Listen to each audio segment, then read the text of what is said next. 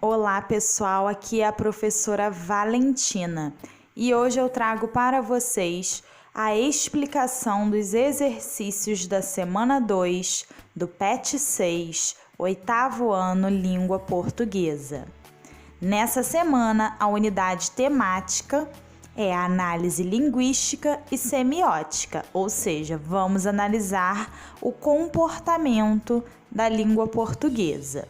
E os objetos de conhecimento são textualização, progressão temática e modalização. Vamos lá? Nessa semana nós vamos estudar duas classes de palavras, os advérbios e os pronomes. Pronomes são palavras que acompanham os substantivos, podendo substituí-los, direta ou indiretamente, retomá-los ou se referir a eles. Pessoal, tenham em mente, ou o pronome acompanha ou ele substitui o nome, tá bom?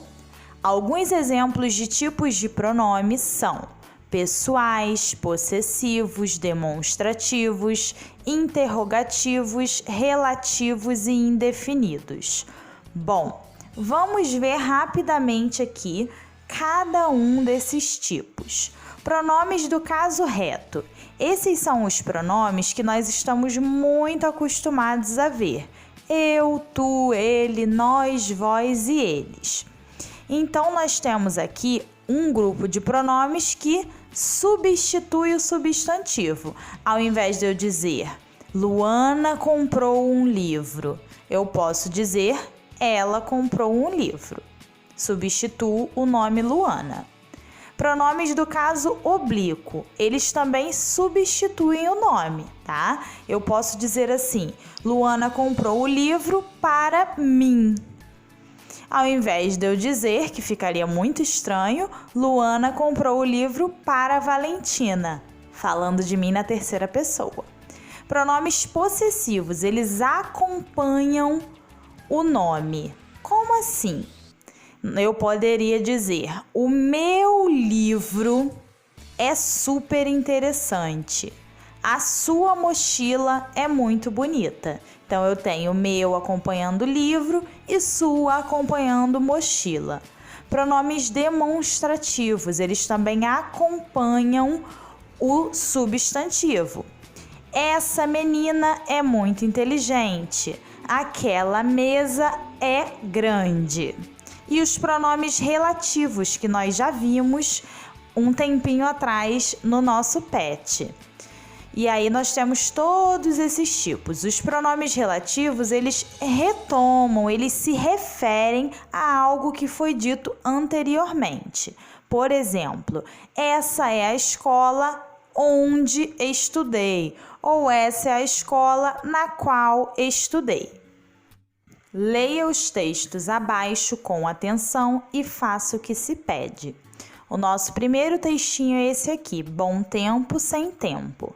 Como vocês podem ver, eu já fiz algumas marcações para facilitar no momento de resolvermos o exercício número 1. Então, vamos direto para o exercício. Na casa de vocês, leiam primeiro o texto. 1.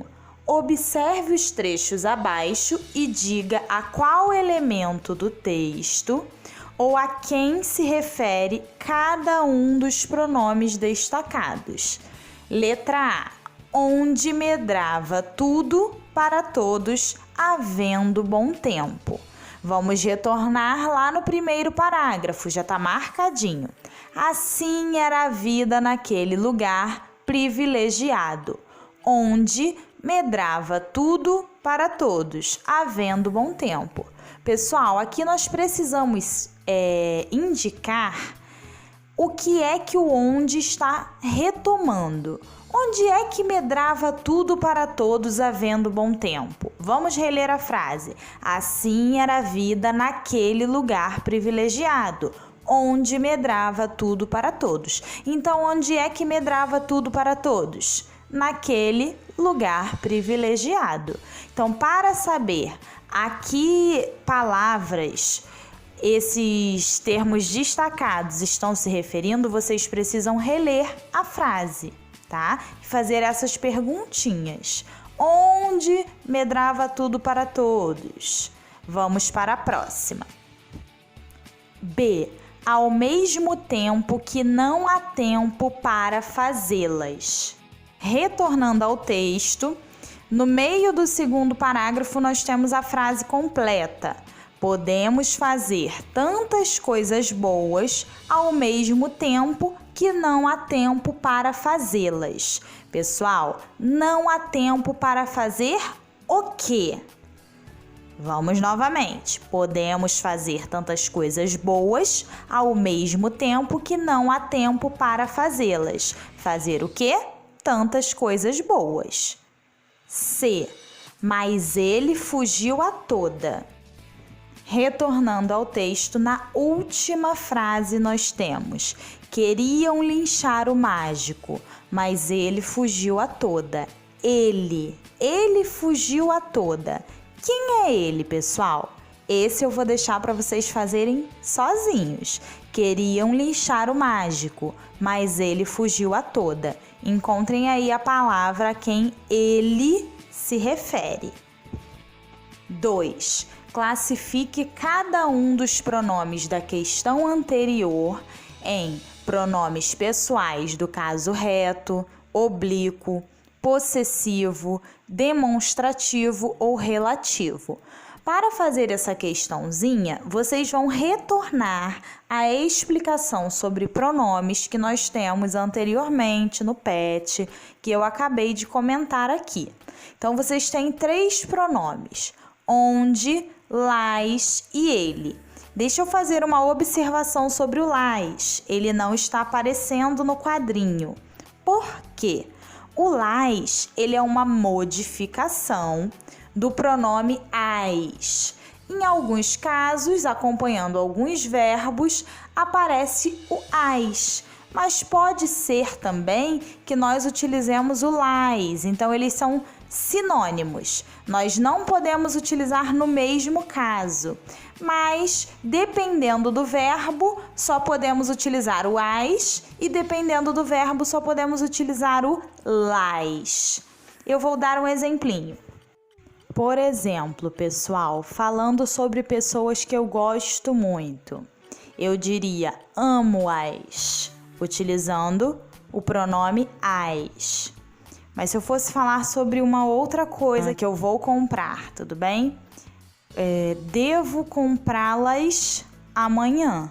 Então, como eu disse para vocês, o las é sinônimo, vamos dizer assim, do pronome as. Então, ele está na mesma classe. Procurem lá em cima onde está o a, os, as, e o las vai se encaixar no mesmo lugar. 3. No trecho, quem voltasse do êxodo vinha de alma nova. Quem sobrevivesse à enchente era proclamado herói. Há o uso proposital de 2 pronomes repetidos, quem e quem. Qual efeito você acha que se queria criar para o leitor? Aí é a opinião de vocês. Agora, esse daqui nós precisamos pesquisar no texto. Se trocássemos os pronomes pelos elementos aos quais eles se referem, como ficaria o trecho? Como assim? Precisamos voltar lá no texto e ver a quem que esse quem se refere, tá? Vamos voltar lá rapidinho. Para entender a questão 3, vocês vão precisar ler o segundo parágrafo completo, ó. O mágico chegou para reorganizar a vida e mandou que as chuvas cessassem. Cessaram. Ordenou que a seca findasse. Findou. Sobreveio um tempo temperado, bom para tudo, e os moradores estranharam. Agora vou pular esse trecho e vou direto para as frases. Quem voltasse do êxodo vinha de alma nova.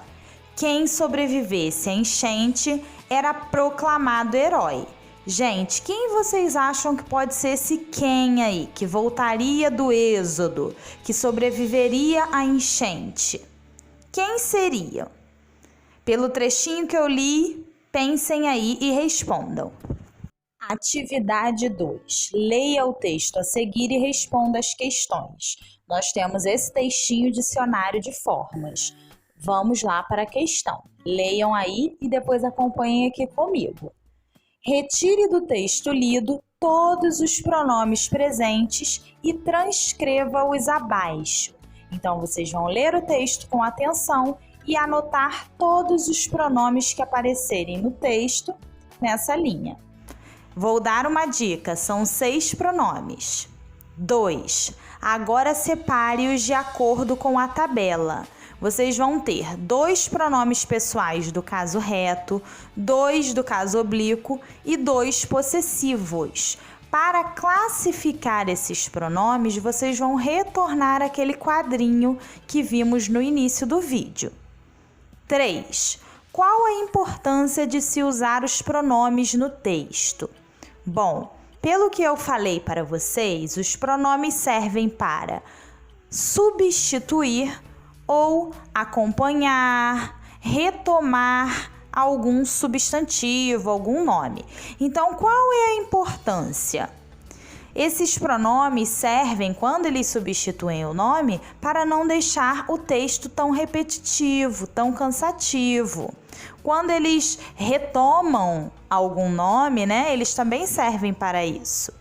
E quando eles acompanham o nome, eles servem para especificar, para dar mais um detalhe sobre aquele nome. Por exemplo, ao invés de eu dizer apenas que a mochila é grande, eu posso dizer que a sua mochila é grande. Então, eu estou trazendo detalhes adicionais para o texto. Escrevam com as palavras de vocês. 4. Por que o texto começa com a expressão era uma vez?